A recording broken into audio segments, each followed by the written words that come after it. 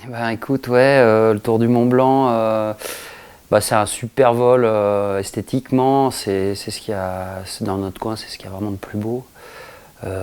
C'est devenu une classique en parapente, même si ça reste quand même un vol de haute montagne, avec quand même des choses dont il faut se méfier. Notamment une aérologie qui peut surprendre, et puis des altitudes qui peuvent physiquement toucher les pilotes. Du coup, voilà, ça fait quand même bientôt 25 ans qu'il a été fait pour la première fois, ce vol. Au départ de Champais, en Suisse. Et puis petit à petit, le matériel a évolué, etc. Les mentalités aussi. J'étais le premier à faire ce tour du Mont Blanc depuis Chamonix en 2002.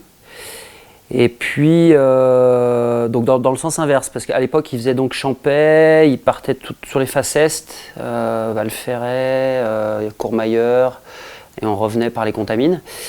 Moi, quand je l'ai fait la première fois, j'ai fait dans le sens inverse, Plan de l'Aiguille, Contamine, Courmayeur, et puis j'étais revenu par la Vallée Blanche.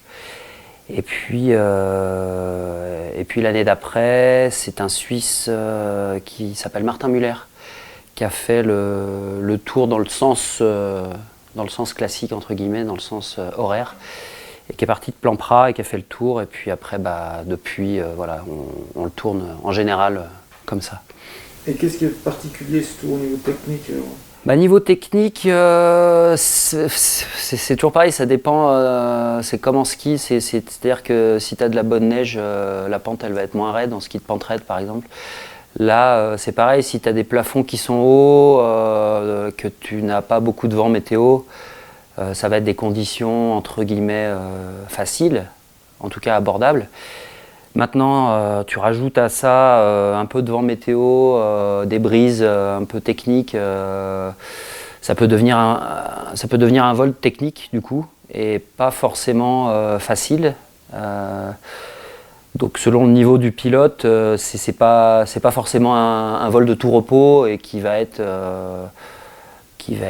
anodin, quoi. C'est pas... Donc voilà, des plafonds bas, du vent météo, ça rend le vol turbulent, technique, où tu peux avancer difficilement. Après voilà, t'as des brises de vallée qui peuvent être fortes aussi, donc ça crée des turbulences, ça génère une aérologie qui peut être forte. Donc il va falloir gérer en tant que pilote tous ces petits détails-là, quoi, qui ne sont pas forcément que des détails. Et cette année, c'était un tour facile? Alors ouais, c'était un tour facile, en tout cas pour moi. On a eu quand même cette année des conditions vraiment, vraiment difficiles. Tout le printemps, tout l'été, ça a été compliqué niveau météo. Et puis là, fin d'été, 1er septembre, donc le travail se calme pas mal et on a enfin des belles conditions pour aller se balader un peu. Du coup, comme le 1er septembre, la partie nord de la vallée de Chamonix, qui est interdite juillet et août au parapente, devient abordable, c'est autorisé de nouveau à ce moment-là.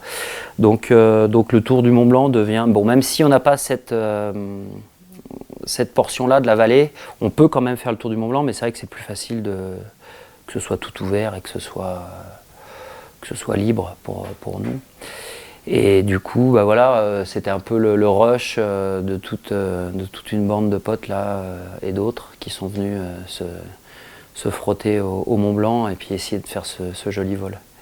Parce que du coup, l'école, c'est quoi là? Ça se passe par Du coup, tu décolles de Plan-Pras. Là, on a été tourné jusqu'à Émosson pour passer sur Trian. Sinon, tu peux aller directement des Aiguilles Rouges en passant par le col de Balme, en fait, direct. Là, on a choisi ce petit détour, ça nous permet d'arriver un tout petit peu plus haut. Et puis après, tu fais col de l'Arpette. Et puis ensuite, tu arrives justement sur le décollage historique de Champais. Tu passes vers la cabane d'Orny. Et puis après, tu longes toutes les faces est là, qui sont là au-dessus du Val Ferret suisse. Après, tu passes le col Ferret. Alors en général, tu essayes de prendre de l'altitude avant pour le passer tranquille. Col Ferret, Grande Jorasse, ensuite Elbronner. Là, tu fais le tour de Peutret et puis tu arrives sur l'arête du Brouillard. Là, généralement, c'est là où tu fais le plafond le plus haut. En l'occurrence, là, ce jour-là, c'était pas hyper haut, entre guillemets. On était qu'à 4000, 4100, ce qui est déjà super belle altitude. Et des fois, on peut monter, quand on a survolé le Mont Blanc, les dernières fois où on a pu le faire, tu peux monter jusqu'à 4006, 4008, 5000, quand ça marche bien, quoi. Et puis tu rebascules. Alors ensuite, voilà, il y a deux options. Soit tu vas très loin au col de la Seigne pour revenir par le fond des Contamines, soit, ce qui est le plus simple, mais il faut quand même une certaine altitude, c'est repasser par le col de Miage. Et là, tu reviens du Brésil, où tu as tenté un 500 km tout droit. Ouais, voilà, alors donc là, on passe vraiment sur un autre système de vol, le vol de plaine, où là, ça consiste vraiment à se faire pousser par le vent pour avancer le plus vite possible et profiter des conditions toute la journée pour avancer le plus loin possible de notre décollage. Donc effectivement, là, le Brésil, c'est des plaines qui marchent très très fort. On a les conditions qui se mettent en place très vite après le lever du soleil. Et généralement, c'est octobre, novembre, c'est une période de l'année où le vent est toujours orienté plus ou moins sur le même secteur et qui nous pousse donc d'est en ouest sur ces plaines qui sont au sud de Fortaleza, dans le nord-esté. Et c'est là où sont faits en général les plus grandes distances, où ont été faits la plupart de tous les records de distance en ligne droite, en parapente. Et là, actuellement, le record, il est... Alors actuellement, le record, donc je disais que c'est dans les plaines du Brésil, ça a longtemps été là-bas, mais cette année, en mois de juin, ça a été fait au Texas. Donc les premiers 600 km ont été faits au Texas cette année en juin. Et jusque-là, c'était des Brésiliens qui détenaient le record de 586 km, donc au départ de Tacima, sur ces plaines brésiliennes.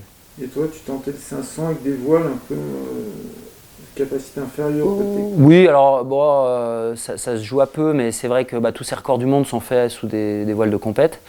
Et moi, je vole sous une catégorie juste en dessous. Donc l'idée, c'était effectivement d'essayer de faire 500 km parce que c'est un chiffre qui parle, et puis c'est abordable à mon niveau, donc ça me semblait être un beau challenge. Faudra y retourner parce que cette année j'ai approché, j'ai plusieurs vols de plus de 400 km, donc ce qui est déjà super cool. Et puis voilà, en termes de record, on y retournera pour essayer de faire mieux. Mais déjà, c'est le fait d'y être, le fait de pouvoir voler là-bas, c'est super plaisant. C'est très différent du vol de montagne, comme je disais tout à l'heure, parce que du coup, il n'y a pas de relief. Nous, on est habitués à s'appuyer sur les reliefs, à voler justement dans des conditions pas trop ventées, comme j'expliquais tout à l'heure pour le Tour du Mont Blanc. Ça nous rajoute des turbulences, ça peut rajouter la difficulté en montagne, alors que là en plaine, au contraire, c'est ce qu'on cherche. Il n'y aura pas ces turbulences dues au relief, et par contre notre vitesse de vol, elle va se retrouver vraiment augmentée, et donc du coup, si on arrive à voler du matin au soir, on a toutes les chances de faire des grosses distances. Et sinon, tu es moniteur de parapente à Chamonix? Sinon, je suis moniteur de parapente à Chamonix, ouais.